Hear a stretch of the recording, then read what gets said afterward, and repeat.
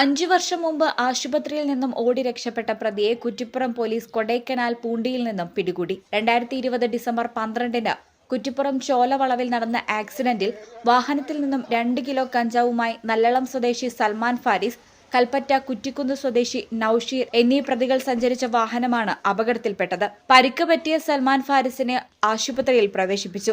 നൌഷീർ ആശുപത്രിയിൽ നിന്നും ഓടി രക്ഷപ്പെടുകയായിരുന്നു. 5 വർഷത്തിന് ശേഷം ഈ കേസിലെ പ്രതിയായ നൌഷീറിനെ കുറ്റിപ്പുറം പോലീസ് അന്വേഷിച്ച് കണ്ടെത്തിയത് കൊടൈക്കനാൽ പൂണ്ടിയിൽ നിന്നുമാണ്. നൌഷീർ കൊടൈക്കനാലിൽ എത്തിയെന്ന വിവരം പോലീസിന് കിട്ടിയതിന്റെ അടിസ്ഥാനത്തിൽ കുറ്റിപ്പുറം SI സുധീറിന്റെ നേതൃത്വത്തിലുള്ള പോലീസ് സംഘം ശനിയാഴ്ച കൊടൈക്കനാലിലേക്ക് തിരിക്കുകയായിരുന്നു. ഞായറാഴ്ച രാവിലെ നൌഷീറിനെ കൊടൈക്കനാലിൽ നിന്നും 50 കിലോമീറ്റർ ജനവാസമില്ലാത്ത പൂണ്ടി എന്ന സ്ഥലത്ത് നിന്നും കുറ്റിപ്പുറം പോലീസ് അതിസാഹസികമായി പിടികൂടുകയായിരുന്നു. ദുർഘടപാതയിലൂടെ പോലീസ് സംഘം യാത്ര ചെയ്താണ് പ്രതിയിലേക്ക് എത്തിയത്. പൂണ്ടിയിലെ മലഞ്ചെരുവിൽ ടൂറിസ്റ്റുകൾക്കായി മണ്ണുകൊണ്ട് നിർമ്മിച്ച ചെറിയ വീട്ടിൽ നിന്നാണ് ഇയാളെ പിടികൂടിയത്.